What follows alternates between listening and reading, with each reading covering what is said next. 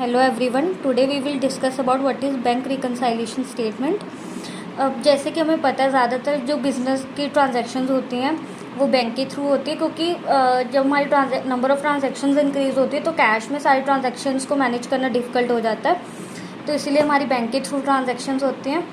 तो क्या होता है, जब हम ट्रांजैक्शंस हमारी हो रही होती हैं तो हमारी एक बिज़नेस में कैश बुक प्रिपेयर की जाती है, और साथ ही साथ जो हमारी क्योंकि अब हमारा बैंक भी इसमें इन्वॉल्व है, क्योंकि बैंक के थ्रू ट्रांजैक्शंस हो रही हैं तो एक बैंक में भी हमारी पासबुक प्रिपेयर की जाती है।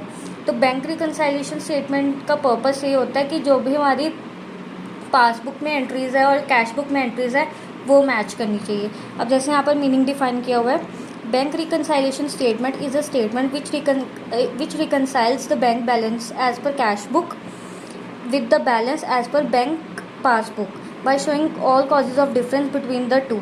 कहने का मतलब ये है कि अब हमने जो कैश बुक प्रिपेयर की उसमें हमारे जो बैंक का बैलेंस शो हो रहा है, और जो हमारा बैंक है वो जो हमारी पासबुक मेंटेन कर रहा है उसमें जो हमारे बैंक के बैलेंसेस हैं वो एग्री होने चाहिए, वो मैच होने चाहिए। और अगर उसमें कोई डिसएग्रीमेंट होता है या कुछ उनमें डिफरेंसेस आते हैं उसके लिए हम बैंक रिकंसाइलेशन स्टेटमेंट प्रिपेयर करते हैं। क्योंकि कई बार क्या होता है कि अब ये पॉसिबल हो सकता है कभी कभी कि जो हमारी दोनों बुक्स है वो टैली ना करे, जो हमारी कैश बुक है और पासबुक है।